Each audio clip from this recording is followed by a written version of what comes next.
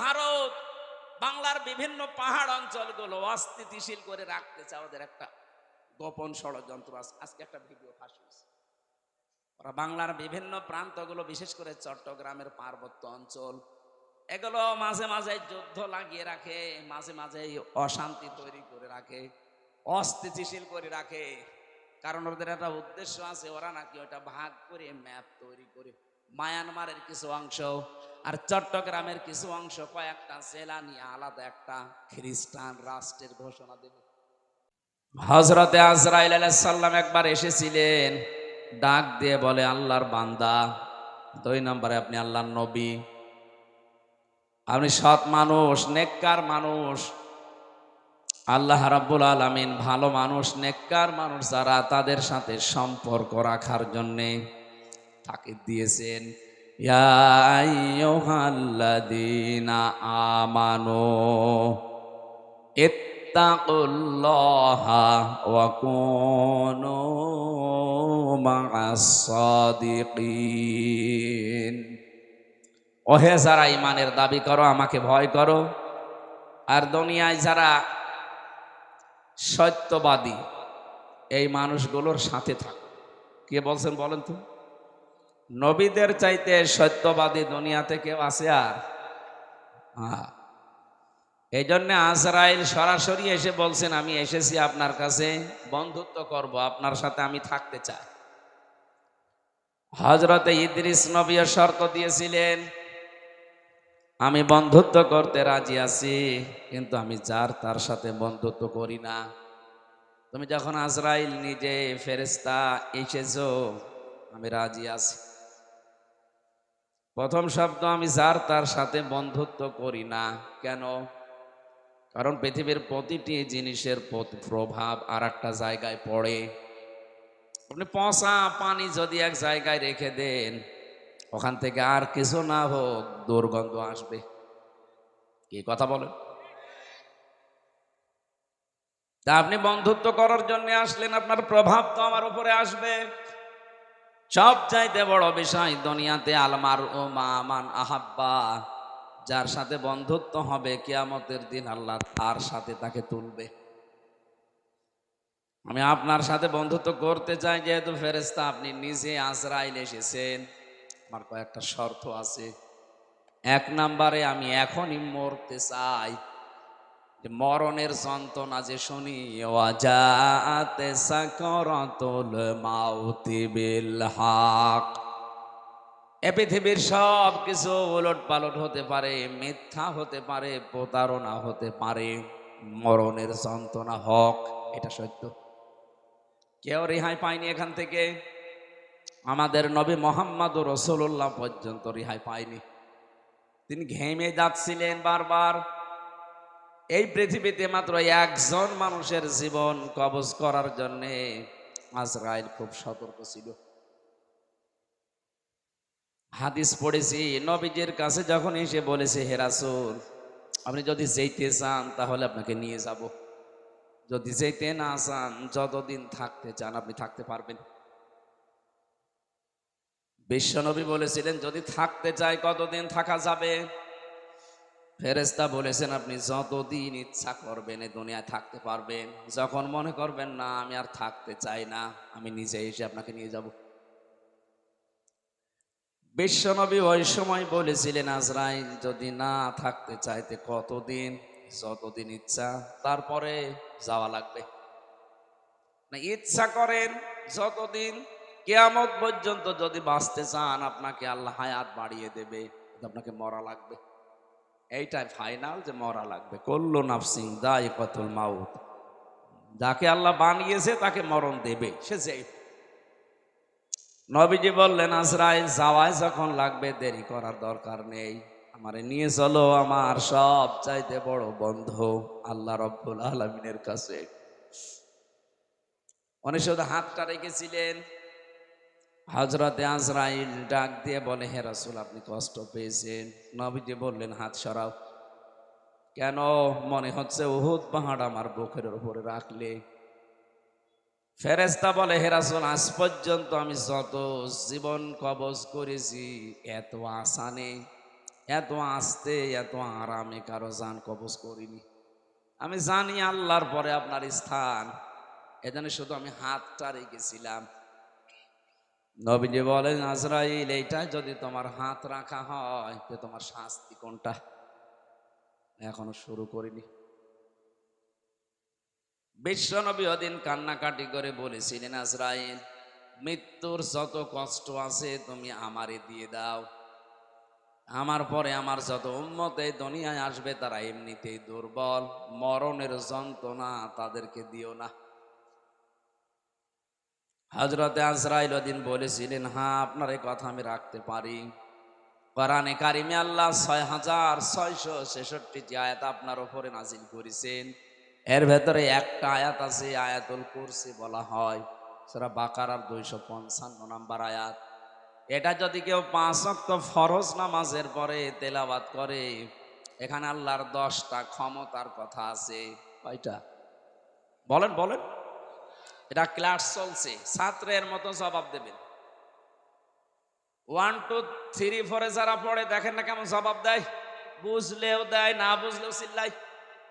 আপনারা ওইভাবে জবাব দেবেন। গ্রাম অঞ্চল তো, এই জন্য সেমিনার হলে আমরা এভাবে কথা বলতাম। একটু সব সময় না দিয়ে 8-10 মিনিট পরে পরে একটু বন্ধ করে, এমনি জ্বর তো, মানে কাশি হচ্ছে, বন্ধ করে দিয়ে এরপরে আবার না না না, এই কোলে সরিয়ে দেবে। অত না, একেবারে যদি রওশনের সাথে মতো মরে যাবো তো। আরেকটু আরেকটু, এই যান যান, রিভাব আরো বেশি, আমার কণ্ঠে সমস্যা তো। কালকে মাহফিল ছিল চুয়াডাঙ্গা জীবননগর, শ্বশুর বাড়ি, একেবারে শ্বশুরের গ্রামে। এর চাইতে মনে হয় 10 ডবল মানুষ হবে। শাশুড়ি দেখে পাগল হয়ে গেছে, জামাই ধরে রেখেছে। আবার সকালে এই খাবার মাবার খাওয়ানোর কারণে আমার দেরি হয়ে গেছে। এই যে জার্নি, শরীর আর কভার করছে না। জেলখানায় যে কি খাওয়াইলো, ও পালিয়েও গেল, আমারে খাওয়িয়েও গেল। ও তো তোর পালিয়েই যাবে, আর 3 বছর আগে যেতে পারলি, তাহলে আমার এই জেল খাটা লাগে না। কি খাওয়িয়েছে জেলখানায় আল্লাহ জানে। আমি এত চেষ্টা করছি স্বাভাবিক হওয়ার জন্য, কিন্তু না, শরীর পড়ে যাচ্ছে। আমার মনে হয় কিছু খাওয়িয়েছে। ওরা যারে বিদায় করে দিতে যায় তারে আস্তে আস্তে সোলো পয়জন এগুলো দিয়ে দিয়ে মেরে ফেলে। কোরআনের পাখি দেলাওয়ার হোসাইন সাইদি রহমতুল্লাহ আলাইহি, ওনারে সারা জীবন বিভিন্ন রকমের উল্টাপাল্টা জিনিস দিয়ে, সারা জীবন দেখতাম জেলের ভেতরে দুর্বল, উনি তো শক্ত মানুষ, তো দুর্বল করে ফেলেছিল। এরপরে ওনার আবার ডায়াবেটিস, শেষে দেখলেন না ইঞ্জেকশন দিয়ে মেরে ফেলল। অনেকে বলেন না উনি মরে গেছে, কে মরে গেছে? 10 মিনিট ওনার সাথে আমি ছিলাম, এমনি এমনি মরে না। হ্যাঁ, যদিও সারা জীবনে তার দোয়া ছিল, আল্লাহুম্মা ইন্নী আসআলুকা শাহাদাতান ফি সাবিলিক, হে আল্লাহ তুমি যাই করো আমাকে শাহাদতের মরণ দিও। এই কারণে জালেমদের হাতে আল্লাহ তাকে শাহাদতের মরণ দিয়েছে, আর যাকে তাকে আল্লাহ শহীদের মরণ দেয় না, কারণ এটা অনেক দামি জিনিস। শহীদ এ শব্দটা শুনতে ছোট, কিন্তু এত দামি এটা। যারা শহীদ হয় তারা মরে না। আলা তাহসাবান্নাল্লাযীনা কুতিলু ফি সাবিলিল্লাহি আমওয়াতা বাল আহইয়াউন ইনদা রাব্বিহিম ইরযাকুন, সূরা আলে ইমরান 169 নম্বর আয়াত। আল্লাহ তাআলা বলেন, হে নবী, যে মানুষগুলো শহীদ হয় এদেরকে আপনি বলবেন না যে মরে গেছে, এমনকি ধারণাও করবেন না। এক জায়গায় আছে ওয়ালা তাকুলু লিমা ইয়ুকতালু, আর এক জায়গায় আছে ওয়ালা তাহসাবান্নাল্লাযীনা কুতিলু। মুখ দিয়ে তো বলবেনও না, অন্তরে ধারণাও করবেন না যে যারা শহীদ হয়েছে এরা মরে গেছে। না, মরে গেছে তো ওই মানুষটা, যে মানুষটা জুলুম অত্যাচার নির্যাতনের মাস্টার মাইন্ড ছিল, এরা মরে যায়। কিন্তু শাহাদতের মরণ পেলে মানুষ মরে না, এরা জীবিত থাকে এবং আল্লাহ নিজে তাদেরকে কুদরতের হাতে খাবার খাওয়ায়। সুবহানাল্লাহ বলে। উনি যদি সত্যিই মারা যেতেন, এই যে আমার পাশে যারা মুরব্বী বসে আছে, এ মানুষগুলোর ঈমান অবশ্যই আছে। কিছু না থাক আল্লাহ একজন আসে, বিশ্বাস নেই। এখন যদি এই বিশ্বাসের উপরে মরে যায়, কবরে থাকবে, ঘুমিয়ে থাকবে, এতটুকু শেষ। এই কথা বলেন মানে, হ্যাঁ? এরপরে 5-7 মিনিট পরে প্রশ্ন করবে, যদি বলতে না পারে না এই জায়গায় এসে কানের নিচে দেবে। এ আর কি মারার কথা নিয়ে এসেছেন। উনি যদি এই অবস্থায় ঈমান নিয়ে মারা যেতে পারে, কবরে শুয়ে থাকবে। মাম বাআসনা মিন মারকাদিনা হাযা মা ওয়া'দার রহমান ওয়া সাদাকাল মুরসালুন। কিয়ামতে যেদিন সিংহায় ফুৎকার দেওয়া হবে, ফাইদা নুফিখা ফিস-সূর,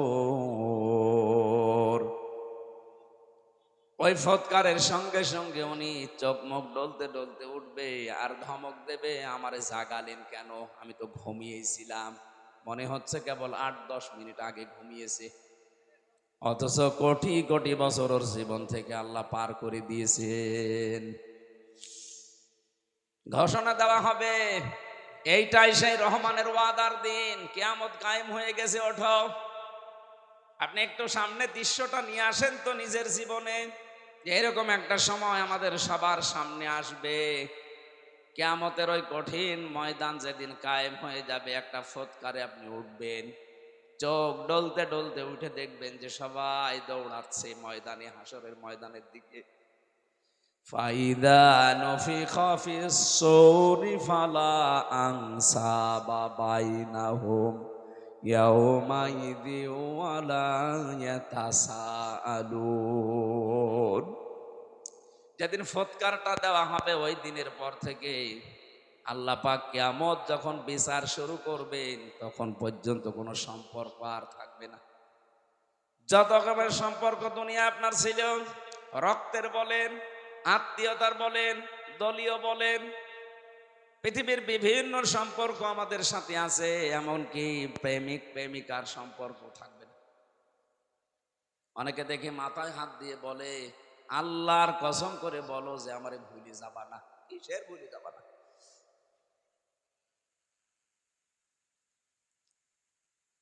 যত রকমের সম্পর্ক আল্লাহ বলেন নসব আনসব, বহু বচন দিলাম, একটাও থাকবে না, সব কাট হয়ে যাবে। ইয়াউমাইদি ওয়ালা ইয়াতাসাআলুন। এমনকি পৃথিবীতে যে মানুষগুলো একে অন্যের কাছে কিছু আশা করে, চায়, এরকম কোন মানুষ দেখলেই তাড়াতাড়ি দৌড়াবে, ওর কাছে কোনো কিছু জিজ্ঞাসা করার সুযোগ দেবে না। এই দুনিয়া আমরা বিপদে পড়লে বাবাকে দেখলে মনে হয় যে আশা জাগে না, উনি আমার জন্য হয়তো কোনো জায়গায় কিছু চেষ্টা করছেন। আল্লাহর কসম, কোরআনে কারীম সূরা মুমিনুনের ভেতরে আল্লাহ এটা জানিয়েছেন, সিংহায় ফুৎকার দিলেই ওই বাবা পর্যন্ত মনে করবে হয় আমার কাছে আসতে পারে, এজন্য ও দৌড়াবে। কি করবে? ন্যাংরা মানুষ যেভাবে দৌড়ায় ওইভাবে না। ইয়াউমা ইয়াফিরুল মারউ মিন আখি, এই যে আল মারউ মিন আখি, এর আগে আল্লাহ ইয়াফিরু দিয়েছেন। ইয়াফিরু শব্দের শাব্দিক অর্থ হচ্ছে মাজা তুলে দৌড় দেওয়া। আপনার আত্মীয় স্বজন যত রকমের সম্পর্কের মানুষ আছে, ও দেখা মাত্রই মাজা তুলে দৌড় দেবে। বলেন নাউজুবিল্লাহ। এই জন্য আমার এই কথাটা একেবারে বাস্তব, আপনি নিজের চোখের সামনে মিলাবেন। কিয়ামতের দিন সবাই যখন উঠতে থাকবে, আর শহীদ যারা হয় এই মানুষগুলো খেতে থাকবে। সুবহানাল্লাহ বলতে পারেন না? এই জন্য শহীদ এর শব্দটা খেলাচোরা বিষয় না। এ জেলাতে যিনি রাষ্ট্রপতির দায়িত্বে ছিলেন, শহীদ জিয়াউর রহমান, শব্দটা ওনার নামের আগে আন্দাজে লাগানো হয়নি, চিন্তা ভাবনা করে লাগিয়েছে। সারা পৃথিবী জানে এই বাংলাদেশের সংবিধানের উপরে আল্লাহর উপরে আস্থা, এই কথাটা উনি লিখেছিলেন। কথা বলে না কেন? বিসমিল্লাহির রহমানির রহিম, এটা দিয়ে সংবিধান শুরু হবে, এটা উনি লিখেছিলেন। ওনার জীবনে ভুল ত্রুটি হয়তো আছে মানুষ হিসাবে, আল্লাহ যদি বিচার করে যে আল্লাহর উপরে আস্থা, এই দিকে তাকিয়েও আমার মনে হয় আল্লাহ ওনারে মাফ করে দেবেন। ওনারে মাফ করে দিলে আমাদের বিশাল ক্ষতি হয়ে যাবে। বলেন আমার ভাইরা, আমি যে কথাটা তুলেছিলাম, শাহাদতের মরণে কোনো কষ্ট নেই, এজন্য আমার আল্লাহ পাক হযরতে মাওলানা দেলাওয়ার হোসাইন সাইদি রহমতুল্লাহ আলাইহে ওনাকে সাধারণভাবে জেলখানায় মরণ না দিয়ে জালেমদের হাতে শাহাদতের মরণ দিয়েছেন। কারণ এ মরণে আল্লাহ কোনো কষ্ট রাখেন। অথচ মুহাম্মদ রাসূলুল্লাহ বলতেছে আজরাইল হাত সরাও।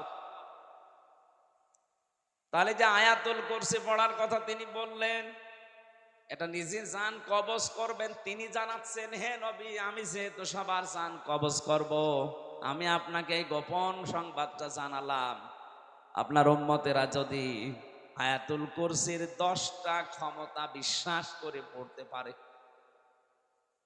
অনেকের মনে আশা জেগেছে যে আমি আয়াতুল কুরসি পড়ি। আরে ভাই না, এর ভেতরে 10টা জিনিস আল্লাহ সাজিয়ে দিয়েছেন। এই 10টা জিনিস আপনার প্র্যাকটিক্যাল লাইফে, আপনার বাস্তব জীবনে এটা থাকা লাগবে। আপনি আন্দাজে পড়ে গেলেন, একটাও আপনার জীবনে নেই না, ওইরকম আয়াতুল কুরসি তো হবে না।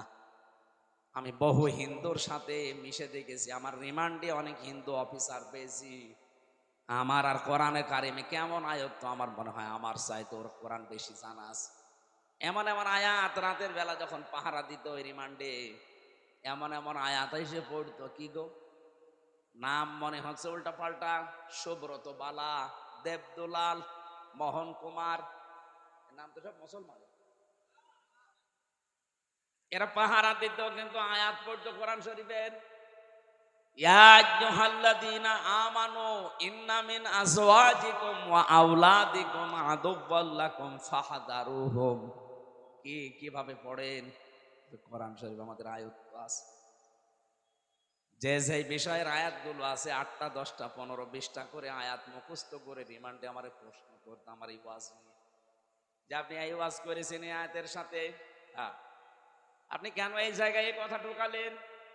বদরের ময়দানে এখানে 14 জন শহীদ হয়েছে, 14 জন কাফের মারা গেছে, আপনি এই জায়গায় তথ্যটা আগে না বলি পরে বললেন কেন? এগুলো ওরা আয়ত্ত করে নিয়েছে। কেন? ও মানুষগুলো দেখতাম মাঝে মাঝে আল্লাহর ভুল ধরছে, আমার রিমান্ডে প্রশ্ন করে আর আল্লাহর ভুল ধরছে, আল্লাহর এই কাজটা ঠিক, আপনার কাছে পরামর্শ নিয়ে আল্লাহ কাজ করার দরকার। শয়তান। সব চাইতে বেশি পেয়েছিলাম ওই যে মাটির নিচে আয়না ঘর, যেটা রিমান্ডে ওখানে নিয়ে যখন রেখে পাহারা দিত, রাত 12টার সময় এক দল আসতো, অধিকাংশ হিন্দু, এসে কোরআনে কারিমের এমন এমন আয়াত থেকে প্রশ্ন জিজ্ঞাসা করে আর ওই 1.5 মিনিট 2 মিনিট ভিডিও শোনায়। দেখেন তো এটা আপনার নাকি? কোথায় বলেছিলেন?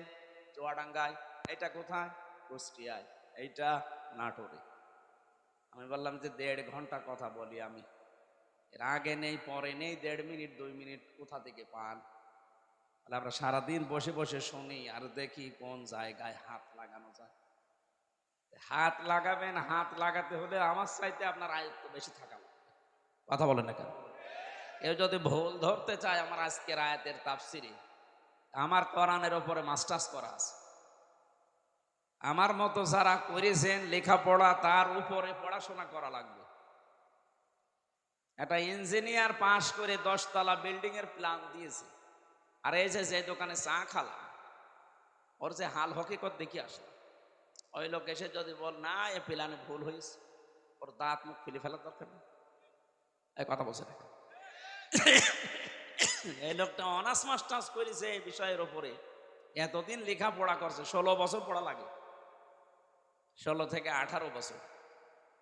এ একটা প্ল্যান দিল আর আপনি চার দোকানদারি করছেন, লবণ ঠিক মতো দিতে পারেন না, মিষ্টি ঠিক মতো দিতে পারেন না, আর আপনি ভুল ধরছেন এই প্ল্যানে। আমার যে মানুষগুলো ভুল ধরছে অবস্থা কিন্তু ওদের ওই রকমই ছিল। ওরা কিছু কিছু সাবজেক্টের উপরে আয়াতগুলো হাদিসগুলো আয়ত্ত করে করে কি করে ভুল ধরা যায় সেই চিন্তা ছিল। এভাবে যদি 16 বছর 18 বছর কোরআনের উপরে পড়াশোনা করে ভুল ধরা লাগতো তাহলে আর ভুল ধরত, এমনকি আল্লাহরও ভুল ধর। আমি আকিজ গ্রুপে চাকরি করতাম, ওই সময় তাদের খতিব ছিলাম। আপনারা অনেকে জানেন জানেন না, আকিজের বড় ছেলে যিনি এখন ডাক্তার মহিউদ্দিন, ওনার 4টা স্ত্রী। 4 বিয়ে করা তো জায়েজ না, দেখেছেন? একটা জায়েজ জিনিস, হালাল, এটা নিয়ে কত সমস্যা, কেউ ভয়ে কথা বলছে না। আরে আশ্চর্য রে! আল্লাহ তাআলা কোরআনে কারিমে বিয়ের কথা শুরু করেছেন 2 বউ দিয়ে, ফাঙ্কিহু, নিকাহ করো, বিবাহ করো। কয়টা? মাসনা 2টা, সুলাসা 3টা, রুবা 4টা। আল্লাহ কি 1 দিয়ে শুরু করেছেন না 2 দিয়ে? তাহলে বউ 2টা থাকলে ভালো।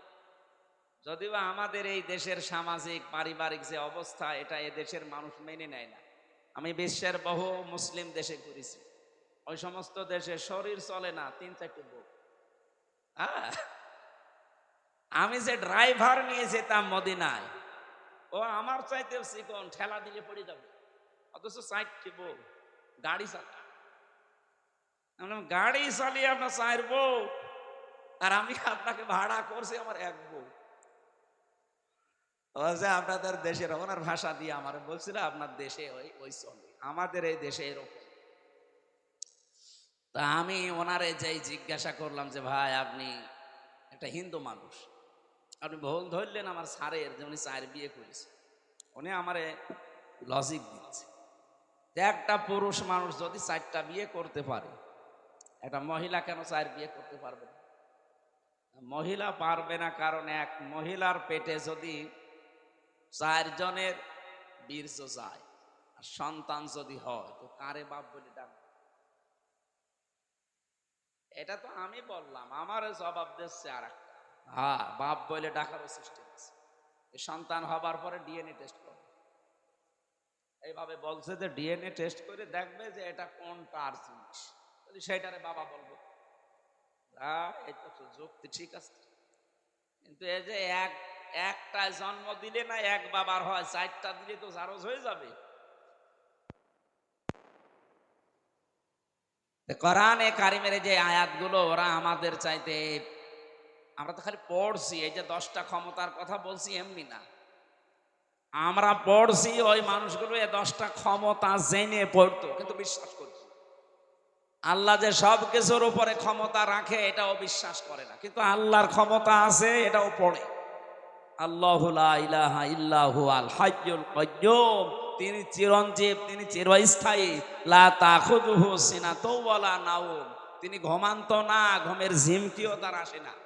এ পর্যন্ত ওরা পড়ে, তো এর ভেতরে 4টা ক্ষমতার কথা অলরেডি চলে গেছে। সুবহানাল্লাহ বলতে পারেন নাই? কয়টা? এই যে পর্যন্ত পড়লাম, এর ভেতরে 4টা ক্ষমতার কথা আল্লাহর চলে গেছে। উনি চিরঞ্জীব, উনি চিরস্থায়ী। আজ কত মানুষের মারা যাওয়ার পরে চিরঞ্জীব লিখে দিচ্ছে, চিরঞ্জীব মুজিব, নাউজুবিল্লাহ। এই শব্দটা দুনিয়ায় কারো নামে লাগানো জায়েজ নেই। উনি কি মুজিবকে আল হাই ছিল যে চিরঞ্জীব হয়ে গেছে? একজন শুধু চিরঞ্জীব, যার কোনো মরণ নেই, কে বলেন তো? আরো জোরে বলেন। সুতরাং যারা বিভিন্ন জায়গায় এরকম মূর্তি বানিয়ে, ভাস্কর্য বানিয়ে লিখে দিয়েছেন চিরঞ্জীব মুজিব, এটা কোরআনে আয়াতুল কুরসির সাথে সাংঘর্ষিক। কেউ যদি বিশ্বাস করে লেখেন, আপনার ঈমান চলে গেছে। এরপরে যে একটা একটা করে ক্ষমতার কথা আছে, আমি একটু টাচ দেই।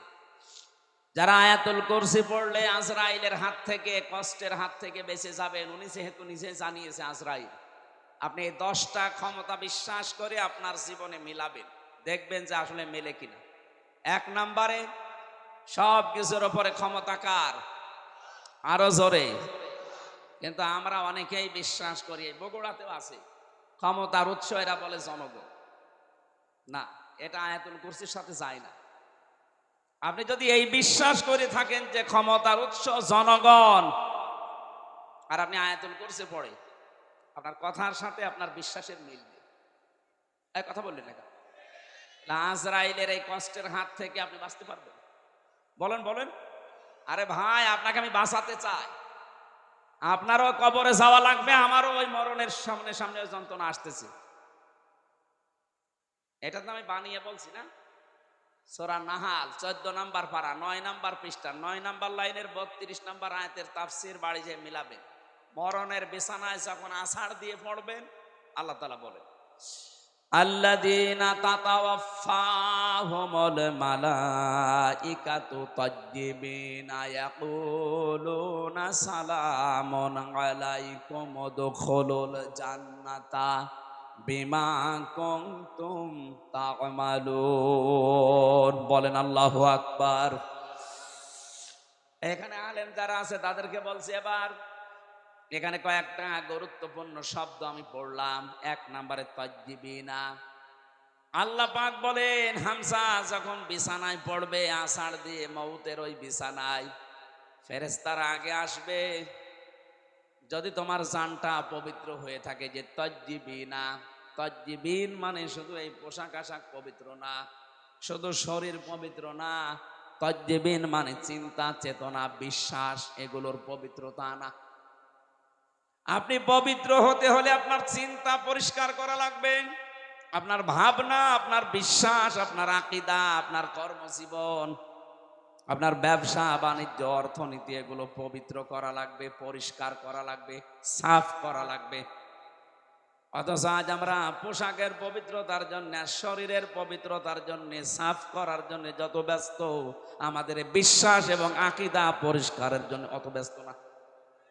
কথা বুঝতেছে? আমি আস্তে আস্তে ডোজ নিয়ে যাচ্ছি। যখন আপনি পড়ে যাবেন বিছানায়, আপনার বিশ্বাস, আপনার আকীদা, আপনার চিন্তা চেতনা যদি পরিষ্কার দেখে ফেরেশতারা, না এটা পবিত্র আছে, তখন বলবে সালামুন আলাইকুম, তোমাদের উপরে আল্লাহর শান্তি। উদখুলুল জান্নাহ, ওই যে জান্নাত দেখা যাচ্ছে, প্রবেশ করো। জোরে বলেন সুবহানাল্লাহ। আমাদের জীবনে এরকম একটা মুহূর্ত আসুক, আমরা চাই না? বলেন বলেন। এজন্য আয়াতুল কুরসি পড়লে আজরাইল আর কিছু বলবে না, বিষয়টা এমন না। 10টা ক্ষমতা বিশ্বাস করে তারপরে পড়া লাগবে। আল্লাহ আমাদেরকে এইভাবে পড়ে আজরাইলের হাত থেকে বেঁচে যাওয়ার তৌফিক দেন, বলেন আমিন। হযরতে ইদ্রিস নবী বলেছিলেন, ফেরেশতা আমি মরতে চাই। আমি শুনেছি যে সব কিছু মিথ্যা হলেও মরণের যন্ত্রণা মিথ্যা না। আপনি আমারে দেখান, আমারে মেরে ফেলেন, কেমন কষ্ট লাগে আমি দেখবো, এরপরে আবার আমারে জীবিত করে দেবেন, কারণ জান কবজ করার দায়িত্ব তো আপনার। ঠিক আছে।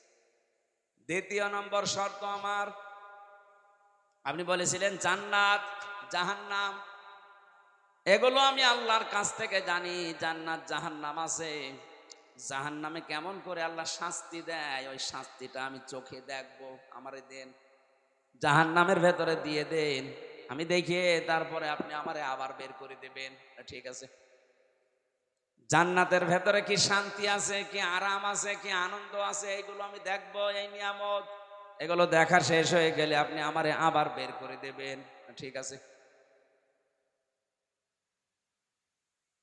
মরণের যন্ত্রণার এই কথা বলার পর ফেরেশতা আজরাইল আল্লাহকে বলেছিলেন, রব্বুল আলামিন গিয়েছিলাম তো ভালো জায়গায় নবী মনে করে, কিন্তু এই লোকটা তো ভেজাল, মরতে চায়।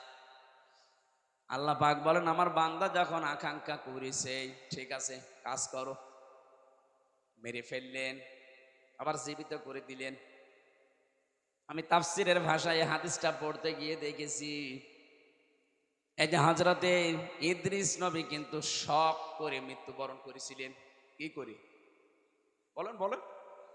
শকের মরণ কেমন হয় দেখি, মৃত্যুর যন্ত্রণাটা। হযরতে ইদ্রিস নবী পরবর্তীতে দুনিয়ার মানুষকে জানিয়েছে, তোমরা জানো এই যে শক করে যে মরতে গেলাম, শকের এই মরণে কেমন কষ্ট হয়েছে। জীবিত ছাগলকে জিন্দা অবস্থায় চামড়া খুলে লবণ দিলে যেরকম লাগে, আমার ওই রকম লাগছিল। ও বগুড়াবাসী, শকের মরণে যদি এই হয়, আমরা যারা মরতে রাজি না তাদের কিছুই হবে না। তারপরও তো তিনি একজন নবী। ঠিক আছে, আপনি আমারে নিয়ে চলেন জাহান্নামে। জাহান্নাম আমি দেখতে চাই কেমন করে আল্লাহ শাস্তি দিচ্ছে। দেখালেন জাহান্নাম, ঘর ঘর করে আবার বের করে নিয়ে আসলেন, নিয়ে যান আমারে জান্নাতে। জান্নাতের ভেতরে প্রবেশ করিয়ে সব দেখাচ্ছে, সব শেষ হয়ে গেছে, বলছে কি এবার চলেন। হযরত ইদ্রিস নবী ডাক দিয়ে বলে, আল্লাহর ফেরেশতা চলে যাও, আমি যাব না। কেন? কারণ আমি আল্লাহর বাণী এটা জানি, খালিদিনা ফিহা লা ইয়াবগুনা আনহা হিওয়ালা। কোন মানুষ যদি জান্নাতে একবার যেতে পারে, আল্লাহ কোনদিন তাকে বের করে দেবে না, আর সে বের হতেও চাইবে না। আল্লাহ যখন বলেছে যে বের করে দেবে না, আমি তো চাই না বের হতে, তুমি ডিস্টার্ব করো কেন, চলে যাও। আজরাইল আলাইহিস সালাম বলছে, আল্লাহ তোমার নবী ইদ্রিস তো খুব চালাক। আল্লাহ বলেন, ফিরে আসো, আমার নবী ইদ্রিসের কপালে আমি এইটাই লিখেছিলাম। বলেন সুবহানাল্লাহ। আমি শুধু আলহামদুলিল্লাহ সুবহানাল্লাহ বলার জন্য আপনাকে এখানে বসিয়ে রেখেছি তা না। এখানে শিক্ষা কি পেলাম? হযরত ইদ্রিস নবী কিন্তু যে কোনো কায়দায় জান্নাতে গেছে। কথা বলে না কেন? ওনাকে আল্লাহ বের করে দিয়েছে, আর উনি বের হতে চাচ্ছে। নবীজির কথা অনুযায়ী এটা যদি জান্নাতের বাগান হয়, বিশ্বাস আমাদের আছে না নেই? এখান থেকে আমার আল্লাহ আপনাকে বের করে দিচ্ছে, আপনি বের হয়ে যাবেন। এখন যেটা চলে যাবে মনে হবে ওর জান্নাত ভালো লাগছে না, এবার যান চলে যান, ওই যে চলে যাচ্ছে, যান যান যান তাড়াতাড়ি যান। আপনি জাহান্নামে যাবেন, জান্নাত ভালো লাগছে না, চলে যান। যারা এই ময়দানে এসে সত্যি জান্নাত মনে করে আমরা বসে আছি, যদিও জান্নাতের ভেতরে এরকম পচা লাইট থাকবে না, এরকম লাইট থাকবে, কয়েকটা সামিয়ানা দিয়ে ঘিরে দেবে নাকি। হাদিস হচ্ছে, যাকে সর্বনিম্ন জান্নাত দেওয়া হবে এই তামাম দুনিয়ার 10 দুনিয়ার সমান। আজ যারা জমি জায়গা হয় না, খালি মানুষের আত্মসাৎ করে, তাদের কত জমি লাগবে, এরকম দুনিয়া 10টা বানিয়ে দেবে। জোরে বলেন আল্লাহু আকবার। এই জন্যে আল্লাহ রসুলের প্রতি যাদের বিশ্বাস আছে, এ দুনিয়া তাদের কাছে তুচ্ছ মনে হয়। আমরা হয়তো ওই পর্যায়ে পৌঁছাতে পারিনি, তাই যার হালকা পাতলাও পৌঁছিয়ে গেছে, শুধু বাংলাদেশ না, তামাম দুনিয়াও তার কাছে মশার ঠ্যাঙের মতো মনে হয়। কারণ তামাম দুনিয়া না, এরকম 10টা দুনিয়া আল্লাহ তার ইমানের কারণে তাকে জান্নাতে দান করবেন। আল্লাহ যেন আমাদের এরকম একটা পরিবেশ দেন, বলেন আমিন। দরুদ আর সালাম পাঠ করার মাধ্যমে আমরা কোরআনে কারিমের একটা আয়াত পড়েছি, সূরা নিসা। কোন সূরা? আজকের আলোচনার বিষয় হচ্ছে অধিকার। এই জিনিস থেকে আমরা প্রায় 53 বছরই কম বেশি বঞ্চিত আছি। অধিকার থেকে আমরা বঞ্চিত না? হযরতে মুআজ ইবনে জাবাল রাদিয়াল্লাহু তাআলা আনহু ইয়ামেনের গভর্নর হয়ে তাকে যখন আল্লাহর নবী পাঠাচ্ছিলেন, ডাক দিয়ে বললেন, মুআজ, আল্লাহর উপরে তোমার যে অধিকার, তোমার উপরে যে আল্লাহর অধিকার, তুমি কি জানো? বলছে, না, আপনি ভালো জানেন। নবীজি বললেন, তোমার উপরে আল্লাহর হক হচ্ছে এই, তুমি আল্লাহর একনিষ্ঠভাবে গোলামি করবে, ইবাদত করবে।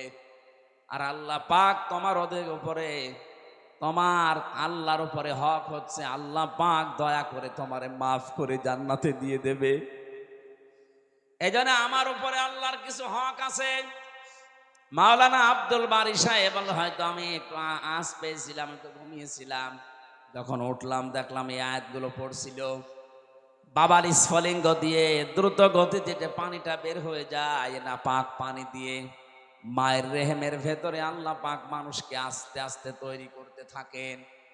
সুম্মা খালাকনান নুতফাতা আলাকাতান ফাখালাকনাল আলাকাতা মুদগাতান ফাখালাকনাল মুদগাতা ইযামা ফাকাসাউনাল ইযামা লাহমা। যারা বলেন সুবহানাল্লাহ। আল্লাহ পাক বলেন, এই যে নতফা, মদগা, আলাক, আস্তে আস্তে করে রূপান্তর করি 40 দিনে 40 দিনে 40 দিনে। আলাক শব্দের শাব্দিক অর্থ হচ্ছে যোগ।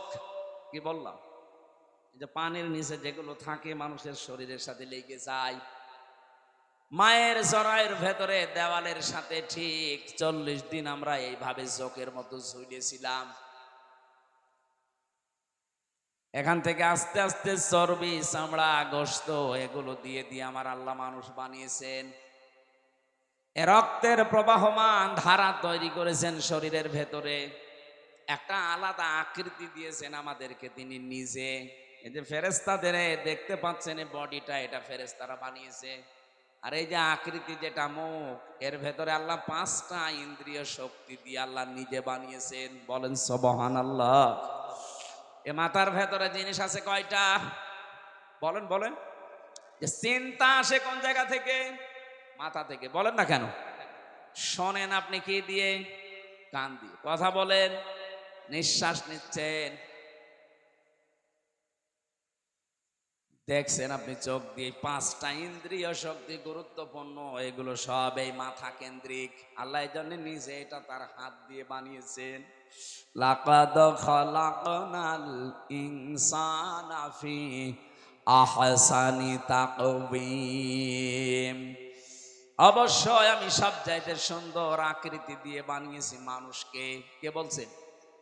আরো জোরে বলেন। এত সুন্দর করে আমি মানুষ বানালাম। পৃথিবীর একটাই সৃষ্টি, এই যে কাবা শরীফ, যদিও কালো গিলাপ দিয়ে ঢেকে রাখা আছে। দুনিয়ায় কত কিছু তো কালো দেখি আমরা। এই যে ভমর কালো, কোন মানুষ একবার ভমর দেখে আর একবার তাকাতে মনে বলে আমি পাইনি। কথা বলছে না কেন? পেঁচা, বাদর, চামচিকা, এরা নিজেরা তো কালো, আবার কালো জিনিস এরা ভালোবাসে, অন্ধকার। এই জন্য এদের যা চেহারা, এদের একবার দেখলে আর একবার দেখতে মন চায় না।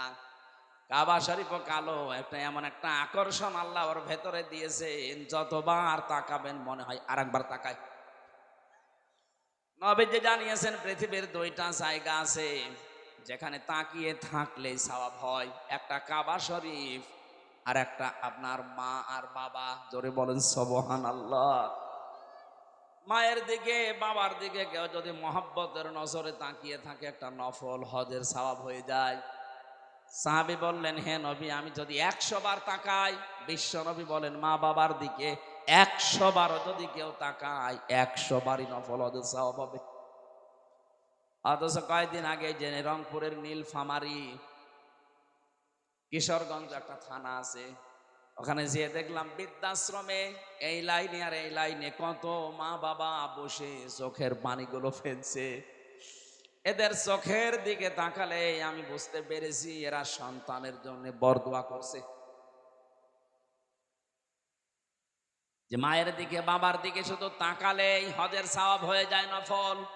অথচ ওরাও তো কোনো মা বাবার সন্তান ওদেরও আছে, ওরা রেখে এসেছে নিজের ইচ্ছা করে ওই বৃদ্ধাশ্রমে। একটা সন্তান বলেন তো কখন তার মা আর বাবাকে বৃদ্ধাশ্রমে রেখে আসে? আমার যতটুকু মায়া মহব্বত ইমান আছে, আমার দ্বারা সম্ভব না। যদি আমার বউ ছেলে মেয়ে সব ছেড়ে দেওয়া লাগে, তাও আমার মা আর বাবাকে বৃদ্ধাশ্রমে রেখে আসা সম্ভব না আমার ইমানে। ওরা তো রেখে এসেছে। কথা বলে না কেন? ওরা রেখে এসেছে কোন কারণে?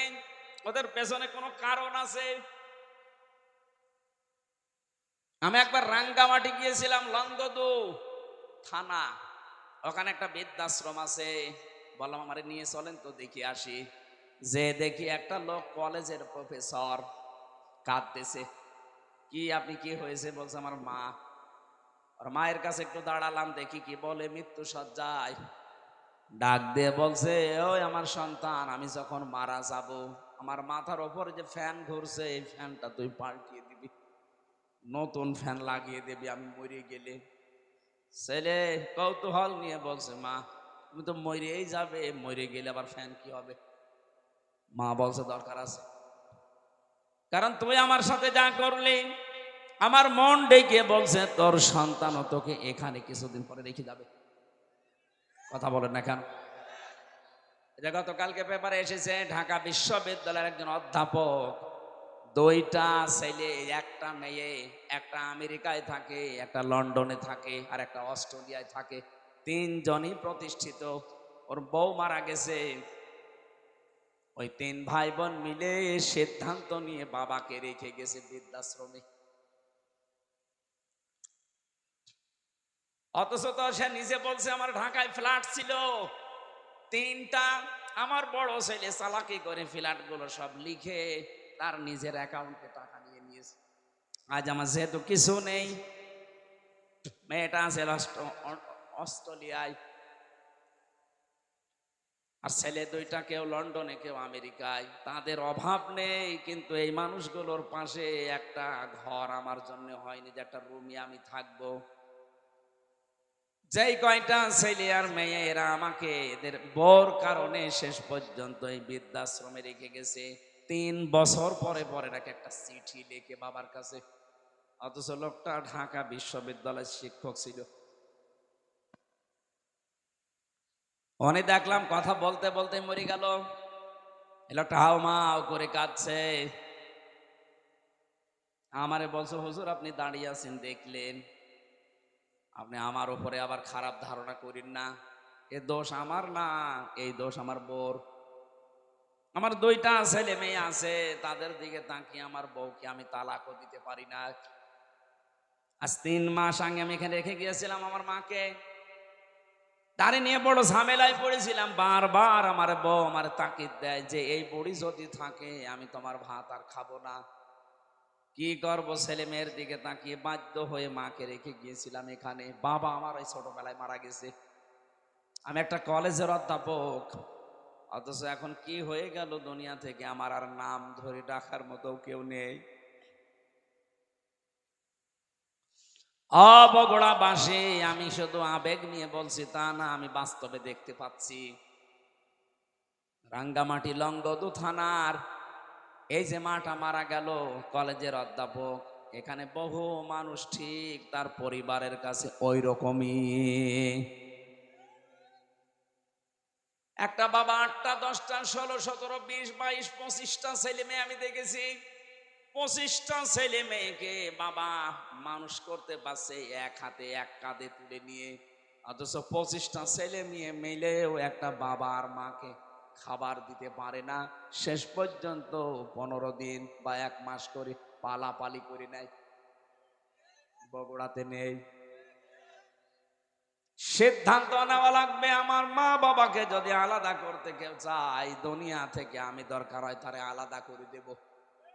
সম্মানিতা মা বোনেরা, আমি নিজে স্বামী, আল্লাহর কসম করে বলছি, আমি সহ যত স্বামী এখানে বসে আছে, কোন স্বামী কিন্তু মন থেকে চাই না যে আমার বিয়ের পরে আমার মা বাবা আলাদা হয়ে যাক। না, আমি যা খাবো আমার মা বাবা তাই খাক, আমি না খেয়ে থাকলে ওরা না খেয়ে থাক, তাও আমার সাথে থাক।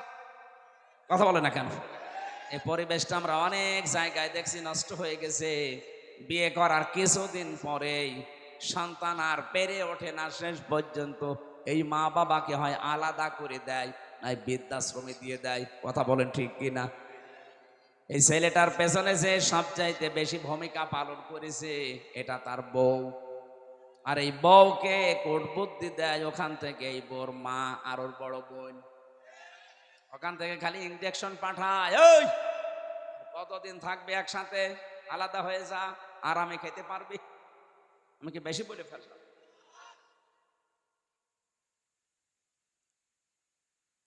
আল্লাহ রাব্বুল আলামিন বলেন, এত কষ্ট স্বীকার করে করে তোর মা তোকে পেটে বহন করে চামড়া গোশত চর্বি দিয়ে যখন একটা আকৃতি তোকে বানিয়ে দিলাম, এই মানুষটাকে আমি আল্লাহ আস্তে করে মায়ের পেট থেকে বের করে নিয়ে আসলাম। আল্লাহু আখরাজাকুম মিন বুতুনি উম্মাহাতিকুম। মায়ের পেট থেকে আস্তে করে বের করার দায়িত্ব আমার। এই দায়িত্বটা এখন ডাক্তাররা পালন করছে, আল্লাহর উপরে এখন আর নেই। কথা বলেন না কেন? আজ 100টার প্রায় 95টা সিজার ছাড়া হচ্ছে না। প্রশ্ন আসতে পারে, তাহলে আপনারা কেন এই স্টেজে যারা বসে আছে এদের কি মা ছিল না, নাকি আকাশ থেকে এ কথা বলছে না? এদের মাকে তো সিজার করা লাগে নাই, অথচ আমাদেরটা এখন করা লাগছে। আজ অধিকাংশ মানুষের মেয়েদের ভরসাই হয়ে গেছে না, হবে না, ও সিজার করাই লাগবে। আল্লাহ বলছেন ঠিক আছে, তোর দায়িত্ব আমি ছেড়ে দিলাম, যা তোর ওই হাইব্রিড বাচ্চা আমি কেটেই বের করব। কথা বলে না কেন? রব্বুল আলামিন বলেন, আমি যখন আস্তে করে দুনিয়া থেকে নিয়ে আসলাম, কি অবস্থায় তুই ছিলি জানিস? লা তা'লামুনা শাইআ, কিচ্ছু বলতে পারতিস না। শুধু ট্যাঁ করে কান্না ছাড়া তোর কোনো ভাষাও ছিল না, আওয়াজও ছিল না। বিজ্ঞান এখন প্রমাণ করছে এই কষ্টটা নিয়ে, কেন কম্পিউটারে সব দেখা যায়। একটা মানুষ সর্বোচ্চ কষ্ট সহ্য করতে পারে 45 ইউনিট। কত? পৃথিবীর প্রতিটি জিনিস পরিমাপ করার যন্ত্র আছে। এই যে প্যান্ডেলটা, এটা কতটুকু, এটা পরিমাপ করার জন্য একটা অস্ত্র আছে না, ফিতা আছে, ফিতা। আপনি কাউকে দেন, সে এই ফিতা দিয়ে মাপ দিয়ে বলতে পারবে এটা কতটুকু। আপনি যদি এইরকম চাউল নিয়ে এসে বলেন এটা মেপে দেন, দাড়ি পাল্লা আছে, কথা বলেন না কেন? এই যে পানির বোতল আছে, এটা লিটার, সিসি, কেজি দিয়ে মাপা হয়। পৃথিবীর প্রতিটি জিনিস মাপ করার জন্য আলাদা আলাদা যন্ত্র আছে। আল্লাহ পাক বলেন, তোর মা তোকে দুনিয়ায় আনতে যে কষ্টটা পেয়েছে, ডেলিভারির কষ্ট, এইটার জন্য একটা পরিমাপের যন্ত্র আছে। এই কষ্টটা পরিমাণ হচ্ছে 45 ইউনিট। এর বেশি হলে পুরুষ মানুষ মারা যাবে। কিন্তু একটা মা দুনিয়ার ময়দানে সন্তানের মুখ দেখতে হলে 57 ইউনিট কষ্ট সহ্য করা লাগে। কত? 45 থেকে 57। আপনি টের পাচ্ছেন? রব্বুল আলামিন বলেন, আস্তে আস্তে যখন তোকে এভাবে নিয়ে এসে কথা বলা শেখালাম, খাওয়ালাম, এভাবে হামজা বানালাম, তোর প্রতি আমার কিছু দায়িত্ব আছে। আমি তোকে যা যা দেওয়ার সব দিয়ে দিয়েছি। এখন তোর উপরে আমি আল্লাহ কিছু চাই। চাই এইটা, ওয়াবুদুল্লাহ, তোরা আমার ইবাদত করবি। কার? মানে ইবাদতটা কি, এইটাই আমরা অনেকেই জানিও না, মানিও না। অনেকে মনে মনে ভাবে না, আবার জেনে ফেললে আবার কাজ করা লাগবে, জানি না তাই মানি না, ভালো আছি না। একটা সাফ কথা শোনে, ইসলামের কোন নিয়ম নীতি যদি আপনি জানেন কিন্তু মানেন না, তাহলে আপনার একটা গুনাহ হবে। কয়টা? আর ইসলামের কোন নিয়ম আপনি জানেনও না, মানেনও না, আপনার ডবল গুনাহ হবে। কেন বলেন তো? কারণ আপনি জানাও ফরজ, মানাও ফরজ। জানার ফরজ আপনার আদায় হয়েছে, মানার ফরজ আদায় হয়নি, এজন্য গুনাহ হবে কয়টা? কিন্তু আপনি জানেনও না, মানেনও না। আপনার জানার ফরজ যেহেতু আদায় হয়নি, মানার ফরজও আদায় হয়নি। এজন্য যারা বলে জানার নাম ইসলাম না, মানার না ইসলাম, এটা একটা শয়তানি। আপনি না জানলে মানবেন কি করে? এলাকায় বহু মানুষ আছে সুদ খায় কিন্তু জানে না এই ধান্দায়। ও মনে মনে ভাবে আল্লাহর কাছে আমি বলবো, আল্লাহ আমি জানতাম না। কথা বলছেন না? এই যে যারা টাকা ছেড়ে রাখেন, 1000 টাকা ছেড়ে দেয়, 1 মাস পরে 1200 টাকা করে নেয়। এটা যে সুদ হয় অনেকে জানে না। না, আপনি বলবেন যে আমি জানি না। এই যতদিন বলবেন যে আমি জানতাম না, ততদিন আপনার অসুবিধা নেই। কিন্তু যেই বলবেন আমি জানতাম, তিনি যেই নিয়ে করলেন কেন? এই ধারণা আমাদের ছিল যে জানতাম না তাই আল্লাহকে বলবো আমি জানি না তাই মানি না। না, আপনার গুনাহ হবে ডবল। আপনি জানেন না কেন? আমি কি জেনে এসেছি? আমার জানা লেগেছে। এই কথা বলছেন না কেন? এই এলাকায় হয়তো এই গোনা এখনো আরম্ভ হয়নি। এই যে টাকা ছেড়ে রাখে, টাকা আসে, কিন্তু অনেক জেলায় এটা আছে।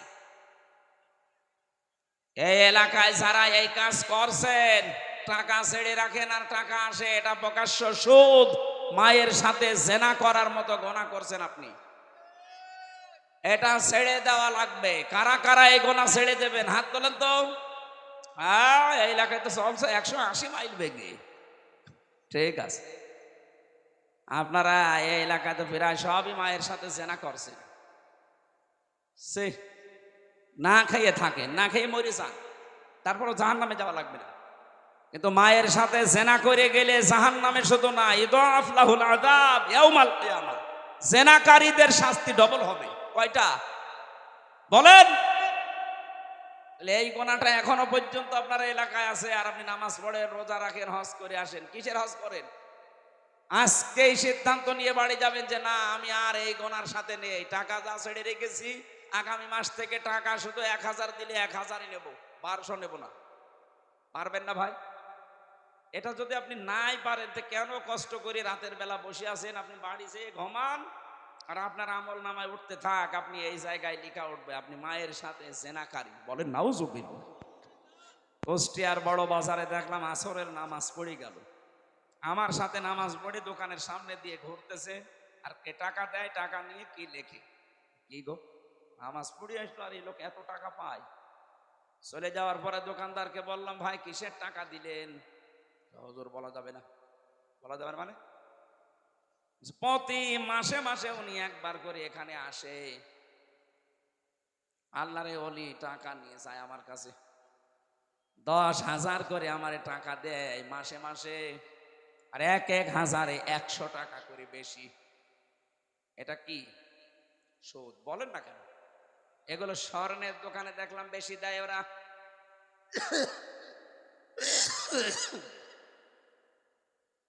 অনেকে চালাকি করে মনে করে গোনা যদি হয় ও টাকা এমন কায়দায় নামে নামে ছেড়ে দেবো যেন আমার নামে গোনা লিখা না হয়।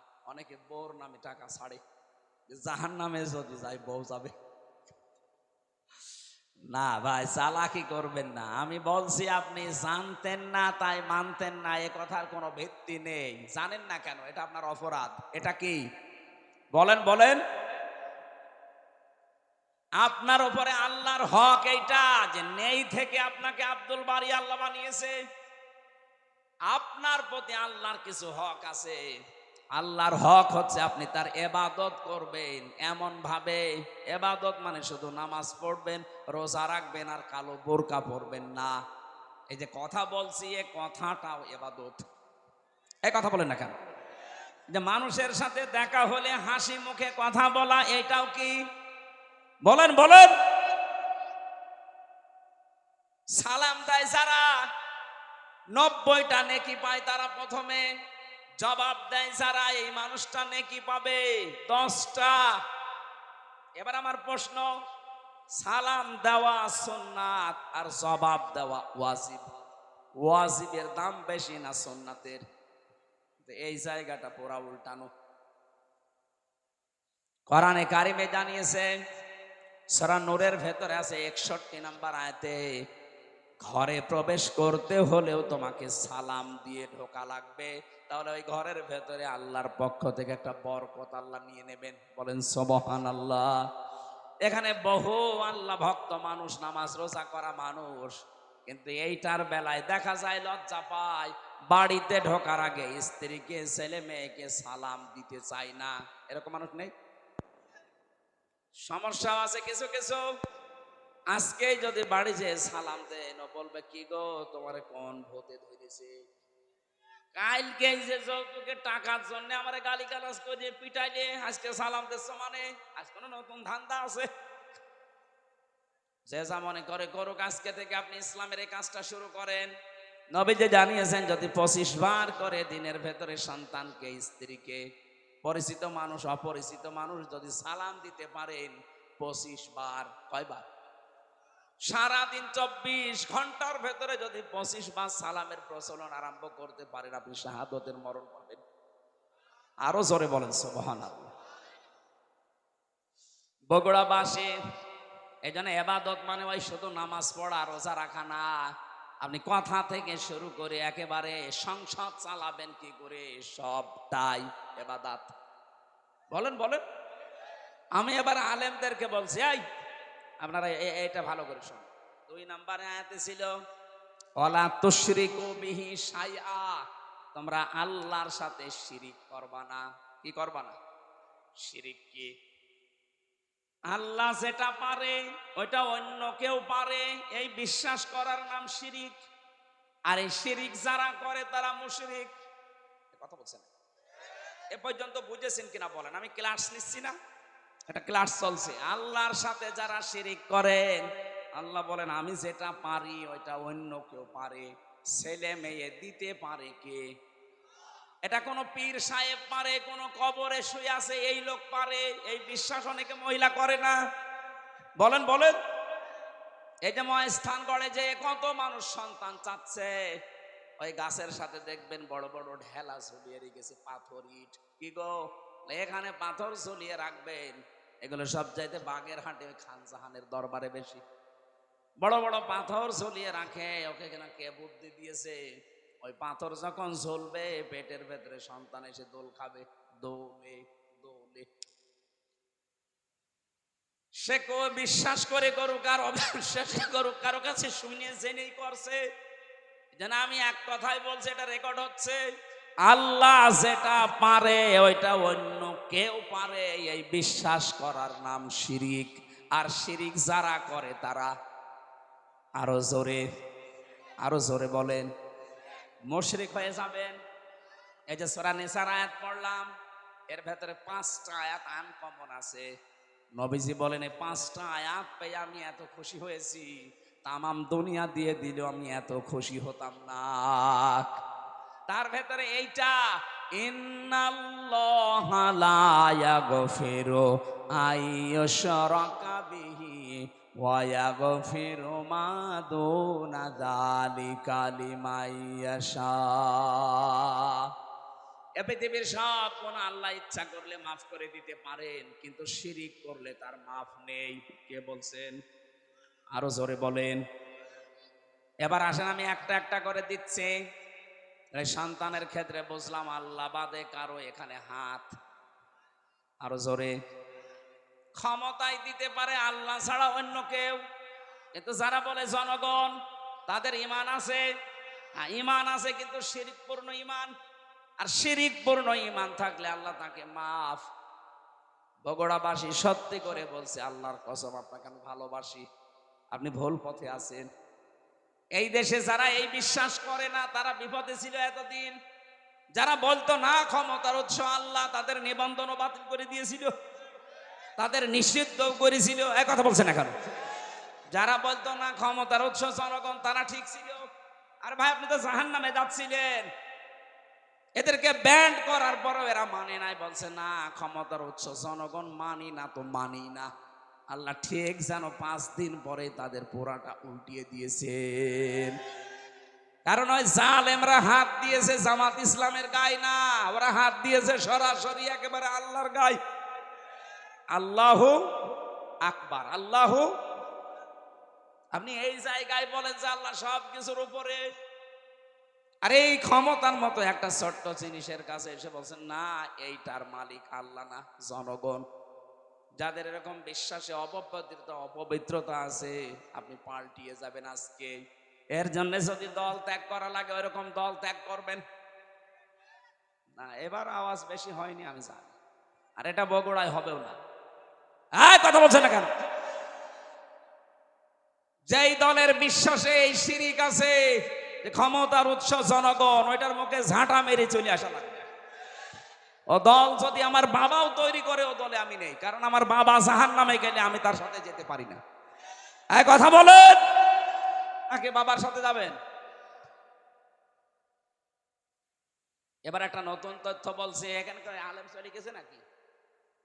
এবার ভালো করে শুনবেন। আল্লাহ রাব্বুল আলামিন বলেন, ওমান দাখালাহু কানা আমিনা। সূরা আলে ইমরানে আছে, 93 নম্বর আয়াতের মাঝের অংশে আছে। রব্বুল আলামিন বলেন, এই যে কাবা শরীফের যে চত্বরটা, এখানে কেউ প্রবেশ করলে তাকে আল্লাহ নিরাপত্তা দিয়ে দেয়। কে? কেন? ফিহি আয়াতুম বাজ্জিনাতুম, এখানে আল্লাহর বিভিন্ন নিদর্শন আছে। মাকাম ইব্রাহিম একটা নিদর্শনের নাম, মাকাম ইব্রাহিম, যেটা লিফট হিসাবে ব্যবহার করে ওই পাথরের উপরে দাঁড়িয়ে দাঁড়িয়ে ইব্রাহিম আর ইসমাইল নবী কাবা ঘর বানিয়েছিলেন। এই যে লিফট আবিষ্কার হয়েছে এই পাথর থেকে, দাঁড়ালে এই লিফটের মতো চলে যেত উপরে।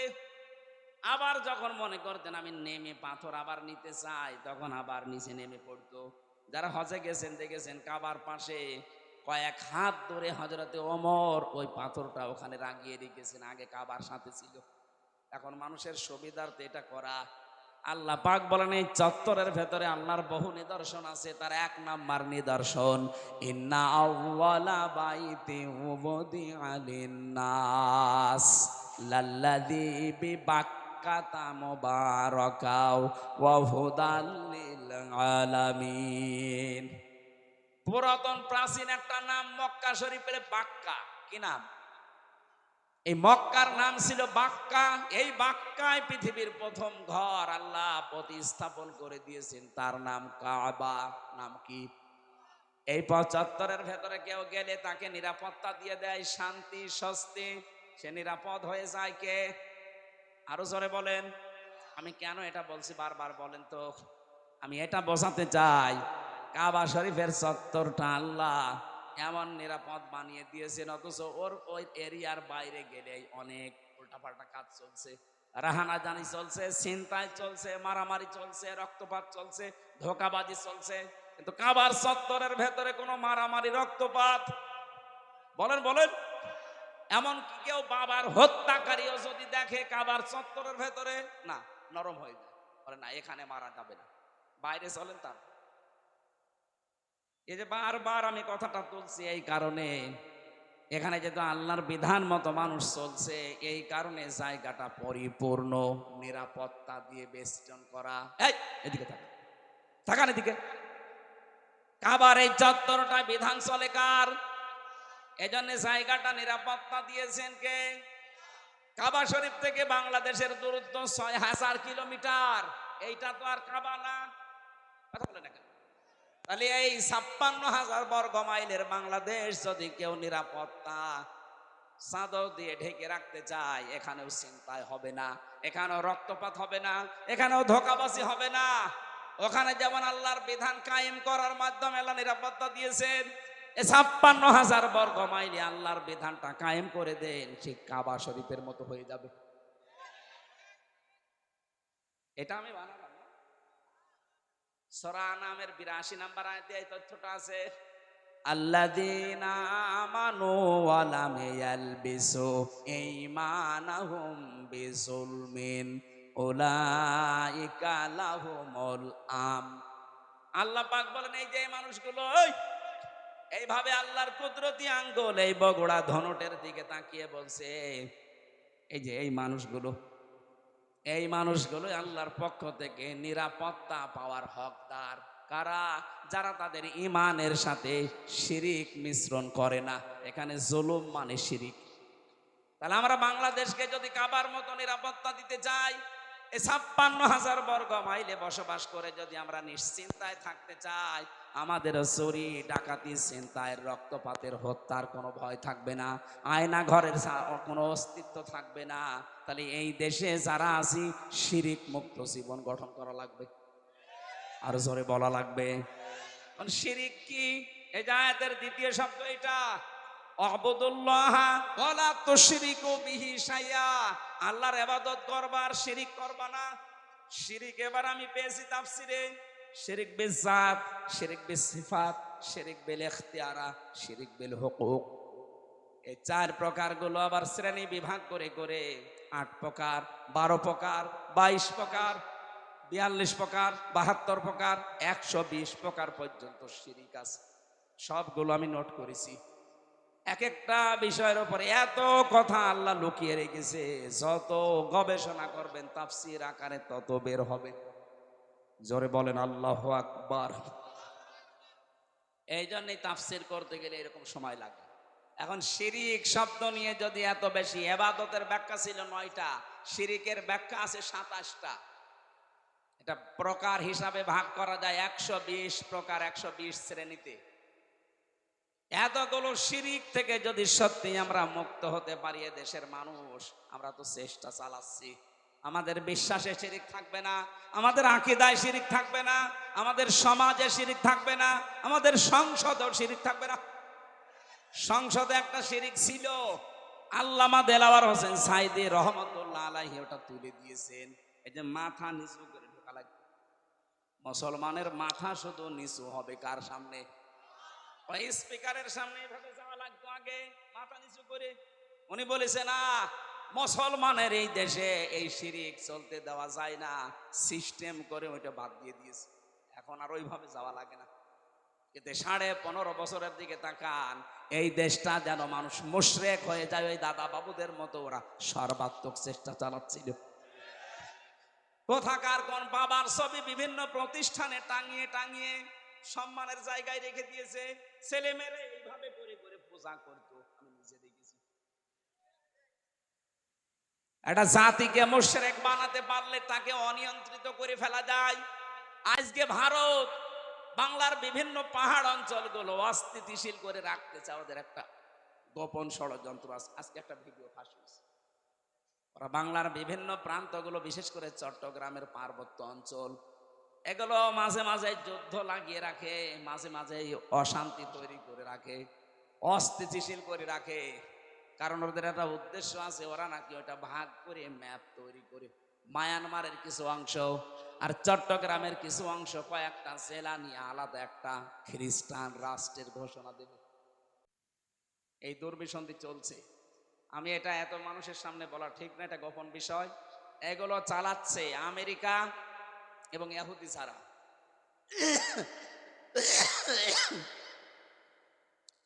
এদের এই গোপন ষড়যন্ত্র যদি বাস্তবায়ন হয়ে যায়, এই যে উপদেশটা 3 বার পাল্টিয়ে গেল, ডক্টর মোহাম্মদ ইউনূস থেকে একবার, এরপরে আবার কয়েকজন, এরপরে কয়েকদিন আগে আবার 3 জন, এগুলো এমনি এমনি করছে না, একটা দুর্বিসন্ধি আছে। সব চাইতে ভয়ঙ্কর এর ভেতরে এই ফারুকি, এই লোকটা মেয়েতে মেয়েতে ছেলেতে ছেলেতে বিয়ে করা, এই যে সমকামিতা, এটা প্রমোট করে। এইগুলো নিয়ে সে সিনেমাও বানিয়েছে। এই যে পরকীয়া প্রেম করে মানুষ উদ্বুদ্ধ হয় কি করে, সে তার নিজের স্ত্রী তিশাকে এই সিনেমায় কাজে লাগিয়েছে। 3rd person singular number, bachelor, আমি উপন্যাস পড়েছিলাম, ওইগুলো দেখছে এখন সিনেমা বানাচ্ছে। আমার বিশ্ববিদ্যালয়ে থাকাকালীন একটা অভ্যাস ছিল, ক্লাসের পড়া যাই হোক, আমি উপন্যাস পড়তাম খালি। এই দেখেছিলাম ওই সময়, ওইগুলো দিয়ে দিয়ে এখন নতুন নতুন সিনেমা তৈরি করছে। আর এগুলোর লেখক যারা, আমি ওই লেখকের নাম নিতে ঘৃণা করি। ওই মানুষগুলো যা করে গেছে, পরকীয়া প্রেমের মাধ্যমে পুরা একটা সংসার জাহান্নামী হয়ে যায়। 2, 3, 4, 5 সন্তানের ছেলে মেয়ের মা সব রেখে আল্লাহর রাস্তায় চলে যায়। কথা বলছে না, বলছে ঠিক, ওটা আল্লাহর রাস্তা, শয়তানের রাস্তা না। পরকীয়া প্রেমে যারা আছেন, আপনি আজকেই তওবা করে ওই মোবাইল নাম্বার, ওই বান্ধবীর বলেন আর ওই পরকীয়া প্রেমিক প্রেমিকার এক ফোনে ডিলিট করে দেবেন। ও বলছে ঠিক, তার মানে ওর মোবাইলে আছে। ওই এদিকে আস। আয়াতের দ্বিতীয় কথা ছিল, রব্বুল আলামিন বলেন, হে পৃথিবীর মানুষেরা, অল জারিদিল কুরবা অল জারিল জুনুবি অস-সাহিবি বিল জামবি ওয়াবনিস সাবিল। পৃথিবীর ময়দানে যারা আত্মীয় স্বজন আছে, প্রতিবেশী হোক আর অনাত্মীয়, তাদের সাথে মিলমিশ করে চলবা, ভালো ব্যবহার করবা। আজ হাজারো মানুষের কারণে প্রতিবেশী অশান্তিতে আছে, অথচ লোকটা নামাজ পড়ে। কথা বলে না কেন? আরে প্রতিবেশী মানে আপনার বাড়ির পাশে যে আছে, শুধু সে না, আপনি বাসে যাচ্ছেন বগুড়া থেকে ঢাকা পর্যন্ত, এই যে 4-5 ঘন্টা সময় লাগবে, আপনার পাশের সিটে যে আসে সে 5 ঘন্টার প্রতিবেশী। বলেন বলেন, আপনি সিট এমন ভাবে কাজ করে নিয়েছেন যে সে পা রাখবে সেই জায়গাও নেই না, আপনি প্রতিবেশীকে কষ্ট দিতে পারেন না। এত বেশি কথা জিবরাইল নবীকে প্রতিবেশী সম্পর্কে শোনাতেন। নবীজি বলেন, আমার মনে হচ্ছিল আমার জমি জায়গার ভাগ, এই মিরাজ, এইটাও নাকি প্রতিবেশীকে দেওয়া লাগতে পারে নাকি। আবার বলেন তো, এত গুরুত্ব যার, তাদের সাথে আজ আমাদের সম্পর্ক দা কুমড়ার। এগুলো টাউনে তো আরো বেশি, গ্রামেও আছে। মুরগিতে ধান খেয়েছে, এই নিয়ে প্রতিবেশীর সাথে গন্ডগোল। বলেন বলেন, আমা মালাকাত আইমানুকুম, সাবধান, নিজেরা অধীনস্থ যারা আছে তাদের সাথে খারাপ ব্যবহার করবা না। নবীজির জীবনের শেষ কথা 2টা, তিনি বলেছিলেন as-সালাত as-সালাত, আমা মালাকাত আইমানুকুম as-সালাত। উম্মতেরা, আমি তোমাদের রেখে গেলাম, যাই করবা করবা, নামাজ ছাড়বা না। আর অধীনস্থ যারা আছে, কাজের লোক, মেয়ে ছেলে যাই বলেন, তাদের সাথে ভালো ব্যবহার করবা। নবীজির জীবনের শেষ কথা এইটা। আল্লাহ আমাদেরকে আয়াতটা বাস্তব জীবনে মেনে নেওয়ার তৌফিক দেন, বলেন আমিন, আল্লাহুম্মা আমিন। লা ইলাহা ইল্লা আনতা সুবহানাকা ইন্নী কুনতু মিনাজ জালিমিন। ও মাবুদ, আমার কণ্ঠে ব্যথা করছে, চাতক পাখির মতো তোমার বান্দারা শুনছে। আমরা কোরআনে কারিমের এই আয়াত থেকে যতটুকু শিক্ষা পেয়েছি বাস্তবে আমল করার তৌফিক দাও। শিরিক মুক্ত বাংলাদেশ, জুলুম মুক্ত বাংলাদেশ গঠনের মাধ্যমে এটাও তুমি কাবার চত্বরের মতো নিরাপত্তা দিয়ে ঢেকে দাও। এ মাহফিলের আয়োজন করতে গিয়ে যারা শ্রম দিল এই যুবকগুলোকে কবুল করো। যত মানুষের সাথে ইনভলভ আছে আল্লাহ এদেরকে অমরের মতো বানিয়ে দাও। সম্মানিতা মা বোনদেরকে কবুল করো রব্বুল আলামিন। বহু কষ্ট স্বীকার করছে আজকের এই অনুষ্ঠানের জন্য যারা মা বোনেরা সহ প্রত্যেককে তুমি তার স্ব স্ব জায়গায় পুরস্কার দিয়ে দাও।